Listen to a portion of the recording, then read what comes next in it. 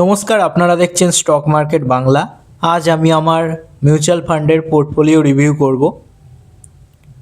আগের দিন যা ছিল, মিউচুয়াল ফান্ডে কি হয় একদিন বাদে রিফ্রেশ হয়ে যায়, তাহলে আজকে আমরা দেখব। আজকের তারিখ হলো 5ই ডিসেম্বর।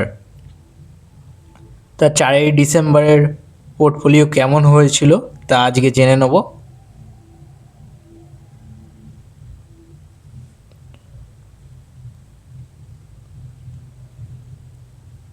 আমাদের ইনভেস্টমেন্ট করা আছে 2,06,000 সামথিং, যার এক্সআইআর হচ্ছে 9.41%।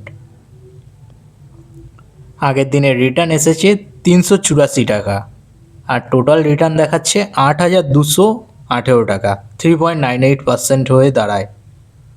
চলো এবার দেখা যাক যে আগের দিনের রিটার্ন কেমন এসেছে।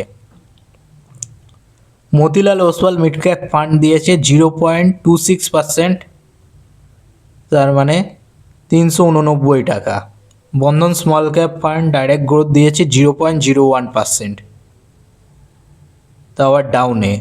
Nipon India growth mid cap fund direct growth দিয়েছে 0.09%, এটাও ডাউন। তারপর Nippon India small cap fund direct growth 0.19%, এটাও ডাউন খেয়েছে। HDFC flexi cap direct plan, এটা 0.08% আপে বন্ধ হয়েছে, তাই দেখাচ্ছে। পারাক ফ্লেক্সি ক্যাপ, এটা 0.1%-এর মতো রিটার্ন দিয়েছে। DSP multi asset allocation fund, এটা রিসেন্টলি ইনভেস্ট হয়েছে, তাই এটার এক্সআইআর বা রিটার্ন দেখাচ্ছে না। এবার দেখা যাক যে কত কি ইনভেস্টমেন্ট করা আছে। এটাই দেখতেই পাচ্ছ মতিলালে কত ইনভেস্টমেন্ট করা আছে, বন্ধনেও দেখতে পাচ্ছ কেমন কি ইনভেস্টমেন্ট করা আছে। নিপন ইন্ডিয়া এগুলোতে অল্প অ্যামাউন্ট ইনভেস্টমেন্ট করা আছে, আর এইচডিএফসি পারিক এগুলোতে 1,000 টাকা মতো ইনভেস্টমেন্ট করা আছে। আর DSP multi asset allocation fund, এটা চেক করার জন্য ইনভেস্টমেন্ট করা হয়েছিল, তাও রিসেন্টলি। এদের টোটাল রিটার্নটা দেখে নিচ্ছি। দেখো, মতিলাল ওসওয়াল এখনও পর্যন্ত 6 মাস অবধি বলতে গেলে এই পোর্টফোলিওটা হয়েছে 6 মাসের মধ্যে, 6 মাস আগে, তাই রিটার্ন দেখো 3.43% রিটার্ন দিয়েছে। বন্ধন স্মল ক্যাপ, এটা দেখো 5.38% রিটার্ন দিয়েছে। Nippon India growth mid cap fund, এটা 1.56% রিটার্ন দিয়েছে। আর Nippon India small cap 1.88% return দিয়েছে। এইচডিএফসি ফ্লেক্সি ক্যাপ 8.61% রিটার্ন দিয়েছে। সবার মধ্যে টপে এই আছে। তারপরে সেকেন্ড বেস্ট আছে পারাক ফ্লেক্সি ক্যাপ, 7.8% রিটার্ন দিয়েছে। তারপর ডিএসপি মাল্টি অ্যাসেট, এটা তো বললাম রিসেন্টলি ইনভেস্টমেন্ট হয়েছে, 1%-এর মতো রিটার্ন দিয়েছে। এটাও সব থেকে কম রিটার্ন দিচ্ছে যেটা, সেটা হলো মতিলাল ওসওয়াল অ্যান্ড নিপন ইন্ডিয়া, এরা খুব খারাপ রিটার্ন দিচ্ছে। এর প্রধান কারণ হলো মিড ক্যাপ স্মল ক্যাপ এগুলো একেবারেই চলছে না এখন মার্কেটে। তাছাড়া মতিলাল যে সমস্ত স্টক সিলেকশান করে রেখেছে, সেই সব স্টকগুলো হলো আইটি স্টক, টেকনোলজি স্টক, যেগুলো সব থেকে 2025-এ খারাপ পারফরমেন্স করেছে, যার জন্য এত কম রিটার্ন। যারা ফাইন্যান্সিয়াল স্টক সিলেক্ট করে রেখেছে, যেমন ব্যাংকিং সেক্টরগুলো, তাদের পারফরমেন্স খুবই ভালো উঠেছে। যেমন এইচডিএফসি ফ্লেক্সি ক্যাপ, পারিক, এরা ব্যাংকে হিউজ পরিমাণে ইনভেস্টমেন্ট করে রেখেছে, যার ফলে এদের রিটার্নটা ভালো উঠছে। এবার এক্সআইআরগুলো দেখিনি, এক্সআইআরও সেম কথাই বলবে। মতিলালে দেখতেই পাচ্ছ 6.34%, বন্ধন 10.05%, নিপন ইন্ডিয়া 3.45% মিড ক্যাপ এটা, আর স্মল ক্যাপে 3.49%, আশেপাশেই।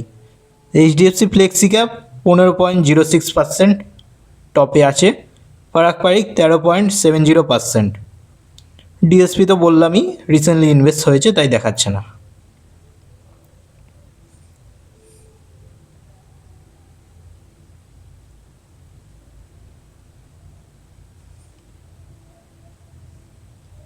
এবার তোমাদের এটা দেখিয়ে দিই, ইনভেস্টেড অ্যামাউন্ট 2,06,648 টাকা,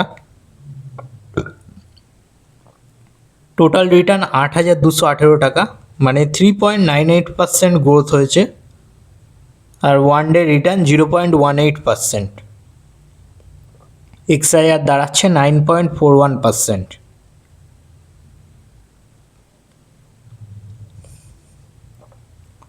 এবার দেখা যাক যে ইনভেস্টেড অ্যামাউন্ট কিসে কিসে ইনভেস্ট হয়েছে।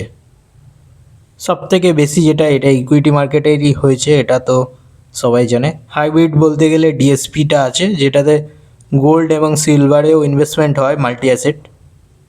এবার দেখা যাক সবার মধ্যে সবথেকে বেশি কনজিউমার ডিরেকশন 27.77%, টেকনোলজি 22.52%।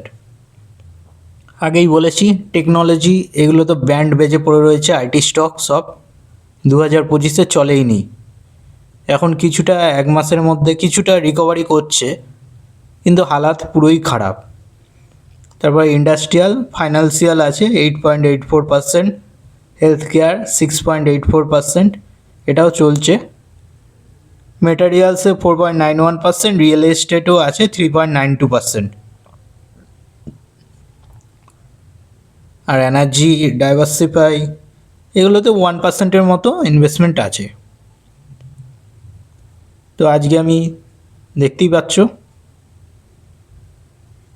এখান দিয়ে যদি দেখতে পাও তাহলে 6 মাস মতো হয়েছে যেভাবে ইনভেস্টমেন্ট হয়েছে। ভিডিওটা এইটুকুনি। কেমন লাগলো ভিডিওটা লাইক দিয়ে কমেন্ট করে জানাবে, এবং নিজের পোর্টফোলিওতে কত টাকা ইনভেস্টমেন্ট আছে তা কমেন্টে জানাবে। দেখা হচ্ছে নেক্সট ভিডিওতে। ভালো থেকো, সুস্থ থেকো।